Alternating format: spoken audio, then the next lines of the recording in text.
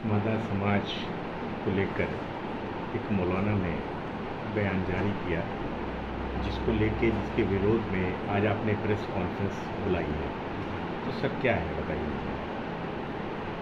देखिए, इस देश के अंदर मुसलमानों की कुल आबादी का 85% जो पिछड़े मुसलमान हैं, जिन्हें पसमानदा के नाम से जाना जाता है। पसमानदा एक फारसी लफ्ज़ है, इसका मतलब हुआ कि सबसे पीछे वाला, सबसे पिछड़ा हुआ।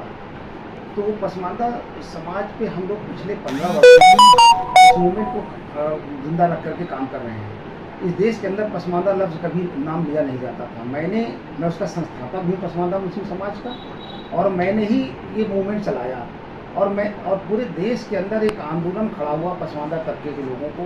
ये लगा कि मुझे इतने सालों से अधिकार नहीं मिल रहा था, और 85% हम लोग हमें हमारी हर तरफ, हर क्षेत्र में भागीदारी ना के बराबर है। चाहे राजनीति में हो, चाहे सरकार में हो, चाहे नौकरियों में हो, तो कहीं पर भी हमारी भागीदारी, हम 85% और हमारी भागीदारी ना के बराबर लगभग 5%। और वो 15% के अपर कास्ट के मुसलमान हैं, उनकी भागीदारी सभी क्षेत्रों में 95%।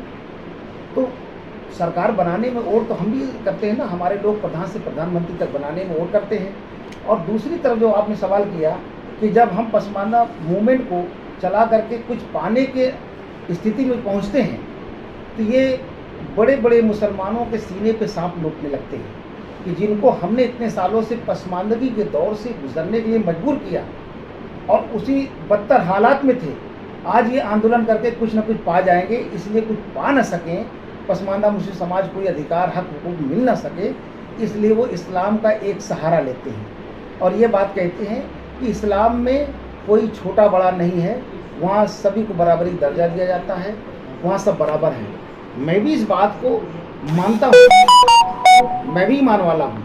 इस्लाम में किसी तरह से कोई अनटचेबिलिटी नहीं है, न कोई भेदभाव है, और सब एक मुसल्ले नमाज पढ़ लेते हैं और सब इस्लाम के फॉलोअर हैं, हम लोग हैं।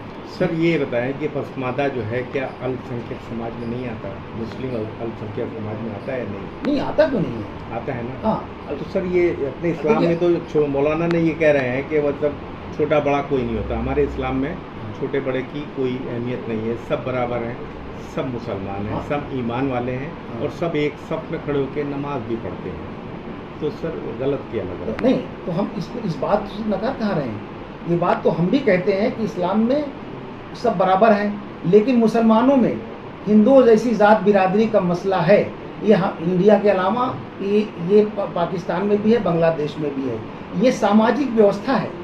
इस सामाजिक व्यवस्था में इस तरह की बातें हैं कि वो अशराफ तबका, अशराफिया तबका किसने कहा है? बड़े मुसलमानों ने कहा कि हम अशराफिया तबका हैं, तुम अर्जाल हो, तुम दलित मुसलमान हो, तुम अफजाल हो, तुम पिछड़े मुसलमान हो। ये नाम हमको किसने दिया? तो आप एक तरफ कहते हो सब बराबर हैं, और एक तरफ हमको अर्जाल और अफजाल कह करके हमको आप गाली भी देते हो। तो सवाल इस चीज़ का है कि अगर मौलाना साहब, ये तो मफाद परस्त लोग कहते हैं, ये तो हर आदमी तो ये सोचता भी नहीं है। जब ये मुसलमान कहीं खड़ा होता है तो ये कहा जाता है ये मुसलमान है, ये नहीं कहा जाता कि ये सिंधी है, तो सॉरी ये सैयद है, ये पठान है, ये मुग़ल है, या ये अंसारी, ऐसा कहीं नहीं कहा जाता। कहा यह जाता है कि सब मुसलमान हैं। हाँ, इस पर क्या कहते हैं? नहीं, देखिए, हम भी कहते हैं सब मुसलमान हैं। मुसलमानों में कुछ ऐसे कमज़ोर तबकात हैं जो देश की मुख्यधारा से कटे हैं, जो उनको कहीं बराबरी दर्जा नहीं मिला, वो समाज में भी उनको बराबरी दर्जा नहीं मिला। उनको आर्थिक रूप से वो पिछड़े हुए लोग हैं, वो शिक्षा के क्षेत्र में पिछड़े हुए लोग हैं। ये जो सारे लोग, ये पिछड़े हुए लोग हैं, ये इनके हक और अधिकार की बात करना, इसमें दिक्कत उनको क्या होती है? वो बात सर ठीक है। एक सवाल और भी उठ रहा है, जैसा कि अभी आपने अपने प्रेस नोट में कहा है कि ईदगाह का इमाम जो है वो पसमानदा समाज से होता है। क्या आप एक मुसलमान होकर ये महसूस करते हैं कि वहाँ पे जो ईदगाह का इमाम होता है, क्या धर्म के हिसाब से, तो जाति के हिसाब से होता है कि वो सैयद है या वो पठान है, वो अंसारी है, उसके हिसाब से इमाम बनाया जाता है, या उसकी काबिलियत? देखिए, क्या मैं आपको बता दूं कि इस देश के अंदर पिछड़े मुसलमानों को ये अगली जात के कुछ मुसलमान उनको मुकम्मल मुसलमान मानते ही नहीं है कि ये दर्जी है, ये दुनिया है, ये नाई है, ये मेहतर है, ऐसे कह कर के उनके पीछे नमाज पढ़ना भी नहीं चाहते। और मैं बता दूं कि अभी भी तमाम मुस्लिम मेहतर है, मुस्लिम धोबी, इनके में ये लोग शरीक में नहीं होते। तो किस बराबरी की बात कर रहे हैं? अगर मौलाना ये कहते हैं कि यहाँ पसमानदा होता ही नहीं है, कोई तो इस्लाम में तो नहीं है, लेकिन मुसलमानों इसलिए कहा कि क्या वो एक, अगर उनको लगता है तो एक पसमानदा को अपने मस्जिद का इमाम, ईदगाह का इमाम बना दे, तो क्या उनके पीछे नमाज पढ़ने को दिक्कत क्या होती है? ये तो खानदान तक चलता है कि अगर फिरंगी महली के दादा से पोता तक यही होंगे। हाँ, दिल्ली में जामा मस्जिद में शाही इमाम नहीं बनेंगे। ये क्या इस्लाम में इस तरह कोई कॉन्सेप्ट है? क्या बताइए आप, क्या इस्लाम में है? तो एक तरफ आप इस्लाम की दुहाई देते हो तो इस्लाम को मानते नहीं हो कि आपके खानदान के लोग ही बन सकते? क्या पसमानदा नहीं बन सकता? क्या ईदगाह के इमाम पसमानदा नहीं बन सकता? क्या आप उसको रखते नहीं हो?